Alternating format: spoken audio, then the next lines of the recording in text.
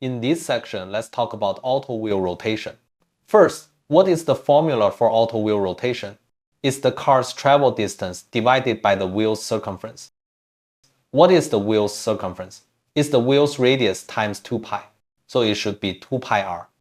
And this result is finally multiplied by 360, because we ultimately need to convert it into degrees to connect to the rotation attribute.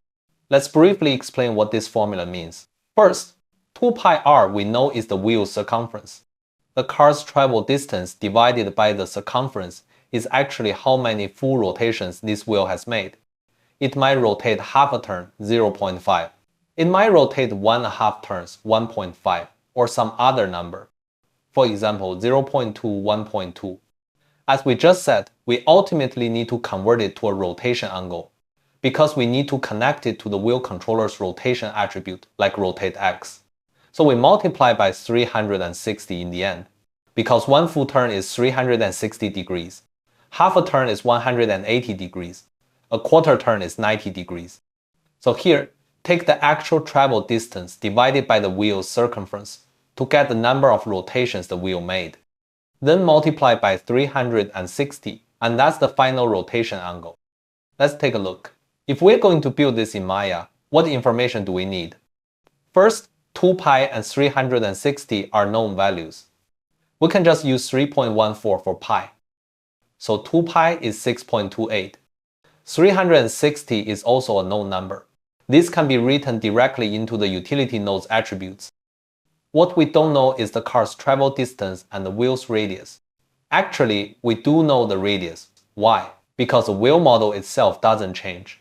We already have the car model. If we can find its bottommost point and then find its topmost point, the distance between these two is the wheel's diameter. And we know the diameter is 2 times the radius. So 2r can be calculated from the model. Depending on the car, the result might be different. If your car's front and rear wheels are the same size, then the 2 pi r for all wheels will be the same. But if the front and rear wheels are different sizes, then the 2 pi r will need to be set differently for the front and rear wheels. The main problem is how to calculate the car's travel distance. Let's go back into Maya and take a closer look. So back in Maya, we need to see, based on the auto rotation formula, how to get all the corresponding information in our rig. First, let's review the auto rotation formula. It's distance divided by 2 pi r, then multiplied by 360. So two problems here. One is the wheel's radius or diameter. The other is the car body's travel distance. Let's look at the diameter first. How do we find the diameter? We already have the wheel model here. We need its lowest point and highest point on the y-axis. We need the y-axis values for these 2 points. Then we use the highest point's value minus the lowest point's value, and we can get the distance between them. So how can we get these two values? Maya actually already provides this. If we select this model, press Ctrl+A to go to the attribute editor. Select the transform node here. Here we'll see there's a section called bounding box information. This is under display. Inside, there's bounding box min and bounding box max. What does that mean? Min we know is the minimum value. Max is the maximum value. So min is this object's minimum value on the x, y, and z axis. And max is the maximum value on the x, y, z axis. So what is a bounding box? We can take a look. If we set its display to bounding box, we'll see it's just a box. Simply put, a bounding box is a box that represents the model's outer contour. We put a model into a box, and then we start shrinking every face of this box inwards. When there's no extra space left besides the model, that box is the bounding box. It's composed of this model's minimum and maximum values on the 3 x, y, z axis. So as you can see, this is the wheel model's bounding box. We need the y-axis value. Let's see what the y-axis value is. 86.364 and negative 0.003. So we take the max value minus the mean value.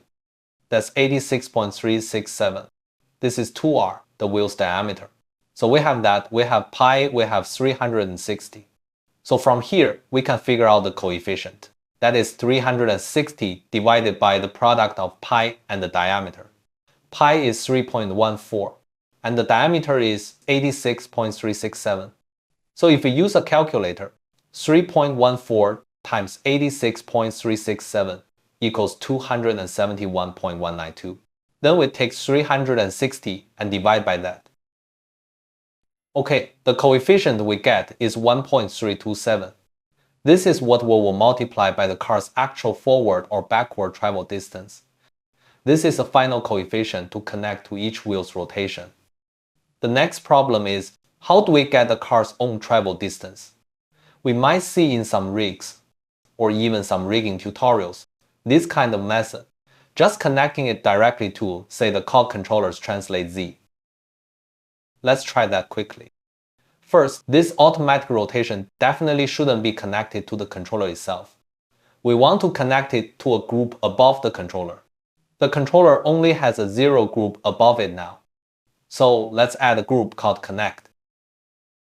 Add one for each wheel.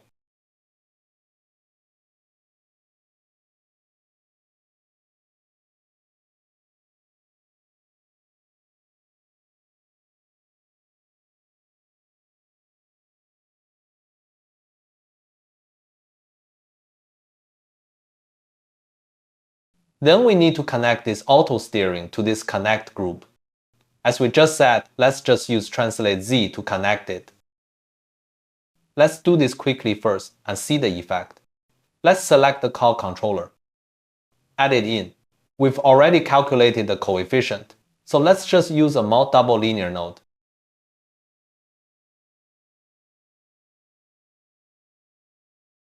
Let's call it wheel auto rod. Then let's connect translate Z. The other side, we'll set it to that coefficient, 1.327. Then connect it to the connect groups above the 4 wheels.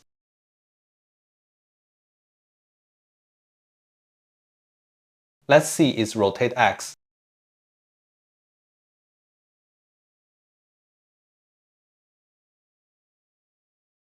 Now let's select the cog controller and move it forward. We'll find the car's wheels are indeed rotating. It seems like there's no problem, but this is actually incorrect. Why? We should remember translate, rotate, and scale actually have a parent relationship. Translate is the parent of rotate. When we rotate this car, for example, turn it 90 degrees, we must note which direction does translate Z represent now. It's still its original direction, but the car's actual forward and backward movement is now changing along the current x-axis direction. So look, a problem arises. When moving the car along the z-axis, the wheels start to rotate. But in the direction the car should actually be moving, the wheels have no rotation at all. This is what we need to be careful about. We cannot connect directly to a specific axis of translation. Because if we do, as soon as the car has a steering effect, the auto rotation will no longer work. Not to mention this rig itself also has a front controller, a back controller, and a steering controller.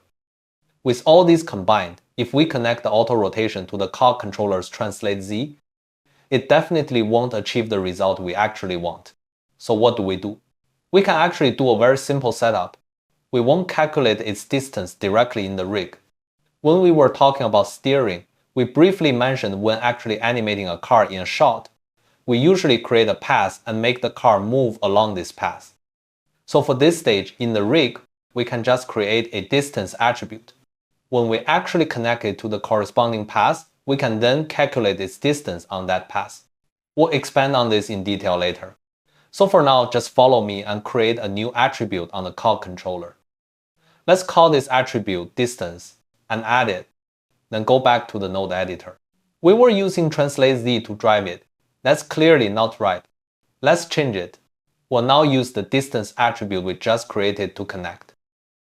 Clear the node editor, close it. This way we don't have any auto rotation effect at this stage. But once we calculate the travel distance in the shot, we can connect this travel distance to the distance attribute and it will automatically drive the wheel's rotation. Lastly, we need to lock and hide rotate Y on the two front wheel controllers. Because we've already set up auto rotation on their parent level, when our wheels are auto-rotating, the rotate Y will no longer align with the original direction. So to prevent animators from accidentally making changes here, we need to select these two controllers, select rotate Y and lock and hide it. This is our setup for auto wheel rotation at this stage. We'll go into more detail later when we connect it to the path and set up the remaining steps.